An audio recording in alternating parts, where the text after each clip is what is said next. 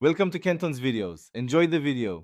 You begin by organizing content into a simple hierarchy, because clarity is the foundation. First, map 3-7 sections and prioritize what users need most. Once done, place the most important item top left. Then pick a grid system, 12-column or 3 columns, to keep spacing consistent, and set one font pair with base sizes like 16px body and 2432px headings. Make sure to decide color contrast and spacing rules now, since they guide every visual choice that follows. Once structure is set, refine the visuals so the index reads effortlessly. You should enforce spacing using an 8px or 16px rhythm for margins and padding, because consistent gaps make scanning natural. Next, limit your palette to one primary, one accent, and a neutral set. Test contrast for accessibility. Then tune microtypography, adjust line height to around 1:1.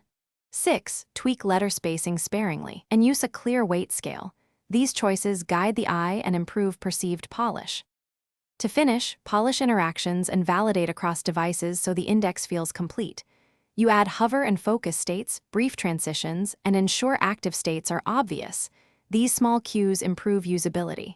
Then test on 3 breakpoints: mobile, tablet, desktop, and increase touch targets where needed. Finally, run a quick audit for contrast, load speed, and alignment.